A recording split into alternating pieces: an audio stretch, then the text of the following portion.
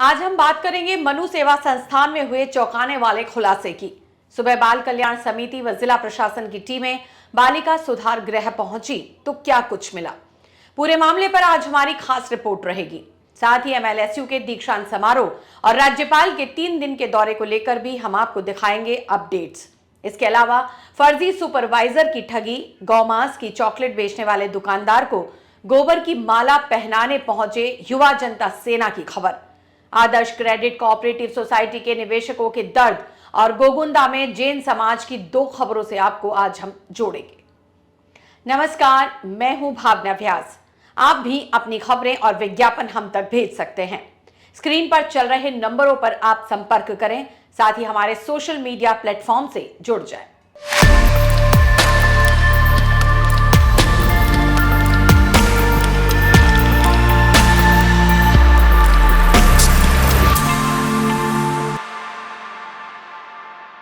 शहर के मनु सेवा संस्थान में बाल कल्याण समिति यानी सीडब्ल्यूसी की अनुमति के बगैर बालिका सुधार गृह में संचालित हो रही अनैतिक गतिविधियों का खुलासा होने के बाद प्रशासन में हड़कंप मच गया। सुबह से सीडब्ल्यूसी की टीमें और पूरा प्रशासनिक लवाजमा इधर उधर दौड़ भाग करता नजर आया। प्रशासन ने सीसीटीवी फुटेज खंगाले और सदस्यों ने बातचीत की। वीडियो के आधार पर आगे की जांच की जाएगी।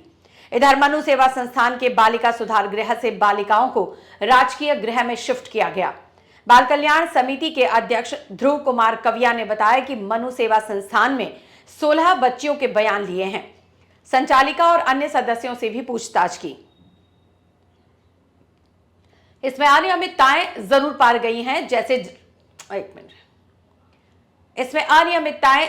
पाई गई हैं, जैसे रजिस्टर में एंट्री नहीं की गई, जबकि पैसे लेना संचालिका ने स्वीकार किया है, लेकिन उसका कहना है कि ये पैसे माता पिता ने दिए थे।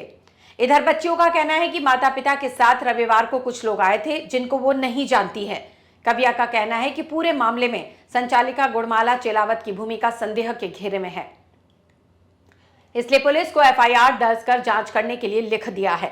पुलिस मामले में आगे की जांच करेगी। टीम ने सीसीटीवी खंगालकर बच्चियों को सरकारी गृह में शिफ्ट कर दिया है। वहां पर 3 स्तर पर बच्चियों की काउंसलिंग होगी।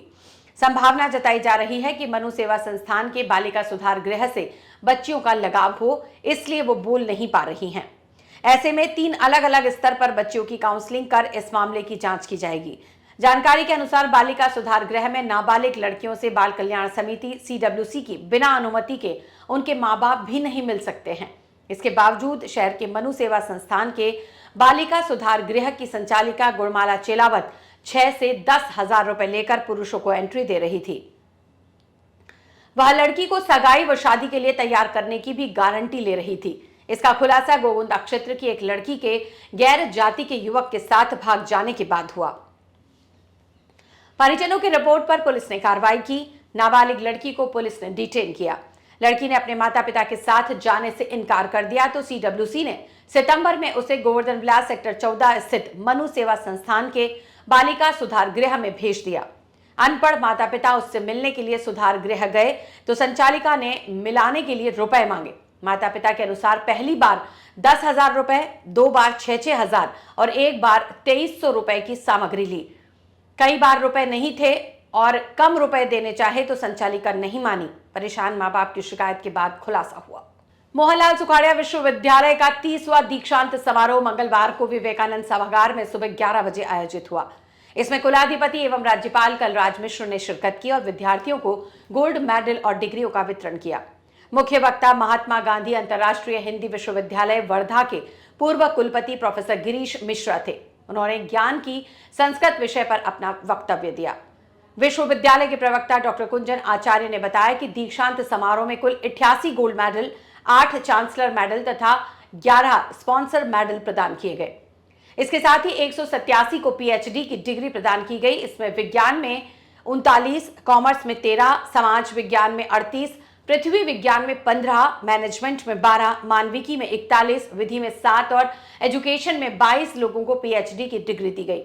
दीक्षांत समारोह के लिए सोमवार को कुलपति प्रोफेसर आई.वी. त्रिवेदी के नेतृत्व में विवेकानंद सभागार में पूर्वाभ्यास किया गया। इसमें सभी डीन, डायरेक्टर, विभागाध्यक्ष, बोर्ड मेंबर एवं अन्य पदाधिकारियों ने भाग लिया। आपको बता दें कि राज्यपाल कलराज मिश्र मंगलवार से उदयपुर में 3 दिन के दौरे पर रहेंगे। वे यहां 2 यूनिवर्सिटी के दीक्षांत समारोह के बाद हर साल लगने वाले शिल्पग्राम उत्सव में भाग लेंगे। राज्यपाल मंगलवार को सुबह 11:15 बजे डबोक एयरपोर्ट पहुंचे। इसके बाद वे सड़क मार्ग से सुखाड़ा विश्वविद्यालय गेस्ट हाउस आए और दोपहर 12 बजे विवेकानंद ऑडिटोरियम में मोहनलाल सुखाड़िया यूनिवर्सिटी के 30वें दीक्षांत समारोह में भाग लेने पहुंचे। राज्यपाल दूसरे दिन 21 दिसंबर को सुबह 11:50 बजे विवेकानंद ऑडिटोरियम पहुंचेंगे, जहां महाराणा प्रताप कृषि एवं प्रौद्योगिकी यूनिवर्सिटी के 16वें दीक्षांत समारोह में भाग लेंगे। शाम 5:30 बजे शिल्पग्राम उत्सव में जाएंगे। तीसरे दिन 22 दिसंबर को सुबह 10:30 बजे सर्किट हाउस से एयरपोर्ट जाकर जयपुर के लिए रवाना होंगे। उदयपुर के सराड़ा में आंगनबाड़ी में फर्जी सुपरवाइजर बनकर लोगों से लाखों रुपए की ठगी का मामला सामने आया है। ठग कभी खुद को चीफ मैनेजर तो कभी सुपरवाइजर बताता था। सैकड़ों लोगों से फर्जी तरीके से करीब 10 लाख रुपए वसूल चुका है। पुलिस जांच में इसका खुलासा हुआ है। सराड़ा थाना अधिकारी प्रवीण सिंह ने बताया कि आरोपी सराड़ा निवासी कमलेश पुत्र कालूलाल सुथार को गिरफ्तार किया, जिसके पुलिस अभिरक्षा में रखा गया है। थाना अधिकारी ने बताया कि हमारे पास कई लोगों ने शिकायत की थी कि आरोपी कमलेश कभी चीफ मैनेजर बनकर तो कभी सुपरवाइजर बनकर लोगों के साथ जाता था। आंगनबाड़ी में नौकरी लगाने के नाम पर तो कभी बेटी बचाओ बेटी पढ़ाओ अभियान के नाम पर पैसे वसूल करता था। ज्यादातर लोगों से इसने 5 से 7 हजार रुपए वसूल किए हैं। आपको बता दें कि आरोपी बीते दिनों अपने नाम को मोहित शर्मा बताकर और खुद को आंगनबाड़ी सुपरवाइजर बताकर आंगनबाड़ी केंद्र नावड़ा में गया था। इसने आंगनबाड़ी का निरीक्षण करते हुए वहां मौजूद कार्यकर्ता को बेटी बचाओ स्कीम के बारे में बताया। इस स्कीम के तहत कोई भी व्यक्ति 18 वर्ष आयु वर्ग की बेटियों के नाम पर 5,000 रुपए जमा कराएगा तो उसे 5 से 6 में 5 लाख रुपए मिलेंगे। इस पर आंगनबाड़ी कार्यकर्ता ने सुपरवाइजर समझकर विश्वास करते हुए पैसे ऑनलाइन भेज दिए। इसके कुछ दिन बाद आरोपी से संपर्क किया तो वो टालम टोल करता रहा। फिर आरोपी के बारे में पता किया तो उसका नाम मोहित शर्मा नहीं बल्कि कमलेश पटेल निकला। इसकी शिकायत पुलिस को की गई। फिर पुलिस जांच में इसे दोषी पाया गया। शहर में गौमांस की बनी चॉकलेट बेचने वाले दुकानदार को गोबर की माला पहनाने पहुंचे युवा जनता सेना के अध्यक्ष और महामंत्री को भोपालपुरा पुलिस ने पाबंद किया।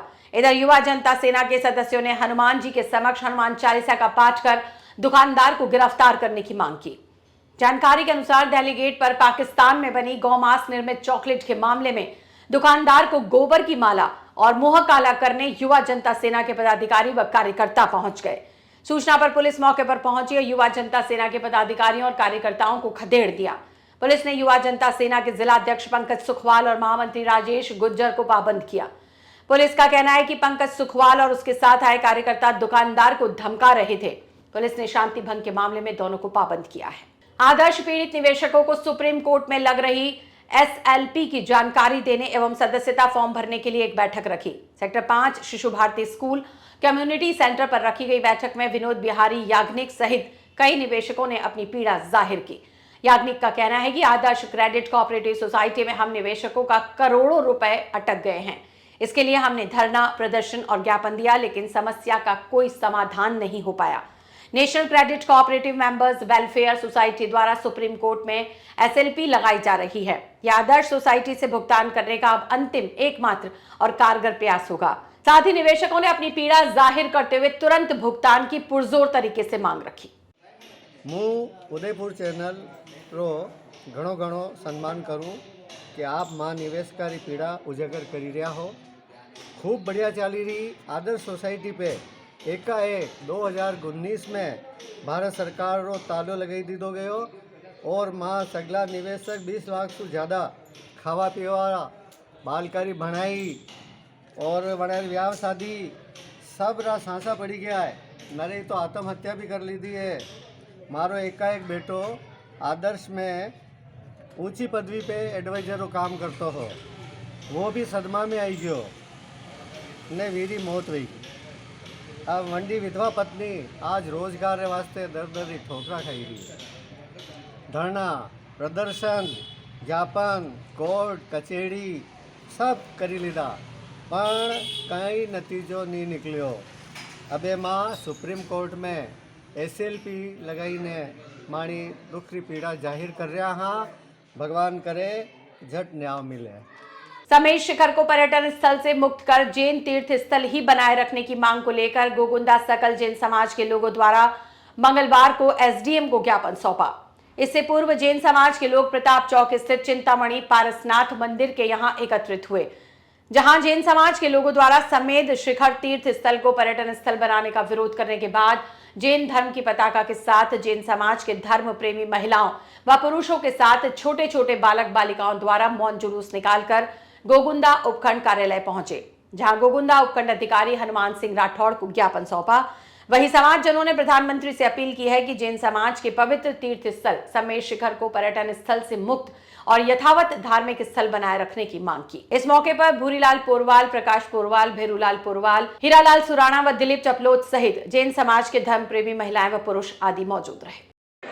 आज हम सभी गोगुंदा के जैन समाज के सभी बंधु हम एसडीएम कार्यालय में इसलिए आए हैं कि हमारे जो तीर्थ स्थल है समेत शिखर जी, उस पर केंद्र सरकार ने उसको पर्यटक स्थल बनाने का जो प्रयास उन्होंने किया है, यह प्रयास एकदम सरासर गलत प्रयास है, क्योंकि यह समेत शिखर जी हमारे जैन धर्म में जो 24 तीर्थंकर हुए हैं उसमें से 20 तीर्थंकर जो मोक्ष प्राप्त किए हैं, इसलिए हमारे लिए कितना महत्वपूर्ण वह स्थान है। इसलिए हमारा 20 तीर्थंकरों का निर्वाण स्थली है वो, इसलिए हमारे जैन धर्म के लिए बहुत महत्वपूर्ण है। इसलिए हम सभी जैन बंधु आज सरकार से ये विरोध प्रकट करने के लिए आए हैं कि इस स्थल को पर्यटक स्थल से बचाया जाए और हमारे इस तीर्थ स्थल को हमारे वापस उसको तीर्थ स्थल ही बनाए रखे, ये हमारी मांग है। पारसनाथ महोत्सव पर कस्बे के प्रताप चौक स्थित चिंतामणि पार्श्वनाथ भगवान मंदिर पर ध्वजा परिवर्तन कार्यक्रम का आयोजन बड़ी धूमधाम के साथ किया गया। इस दौरान चिंतामणि पारसनाथ भगवान मंदिर पर विशेष विद्युत आकर्षक सज्जा की गई और भगवान को विशेष आंगी धराई गई। ध्वजा परिवर्तन कार्यक्रम से पूर्व कस्बे के प्रकाश पोरवाल के घर से ध्वजा को लेकर वरघोड़ा निकाला गया। वरघोड़ा गोगुंदा के मुख्य मार्गों से होते हुए चिंतामणि पारसनाथ भगवान मंदिर पहुंचा, जहां शिवगंज से आए जसवंत भाई द्वारा 18 अभिषेक व ध्वजा के विधि विधान से पूजा अर्चना करवाई गई। इसके बाद गगन परिवार की ओर से मंदिर पर ध्वजा चढ़ाई गई। इस दौरान मंगल गीत गाकर भगवान जयकारे लगाए गए और महाआरती कर प्रभावना वितरण की गई। कार्यक्रम समाप्ति के बाद गगन परिवार की ओर से स्वामी वात्सल्य रखा गया। इस मौके पर गोगुंदा, सायरा, सूरत, महाराष्ट्र व उदयपुर सहित जैन समाज की महिलाएं व पुरुष उपस्थित रहे। फतेह स्कूल प्रांगण में श्रीनाथ जी वैष्णव मंडल की ओर से आयोजित श्रीनाथ जी चरित्रामृत कथा के छठे दिन लक्षराज सिंह मेवाड़ ने धार्मिक परंपरा अनुसार अपने पंडितों के साथ कथा स्थल पर पहुंच पोथी पूजन कर बड़ौदा के वल्लभकुल महाराज ब्रजराज जी को दंडवत प्रणाम कर आशीर्वाद प्राप्त किया। लक्षराज सिंह जी ने ब्रजराज जी को मेवाड़ी पाग पहना, अपनी ओर से वल्लभकुल को फल, मिष्ठान और सेवा भेंट की। ब्रजराज जी ने लक्षराज सिंह जी का वल्लभकुल रीति अनुसार समाधान किया।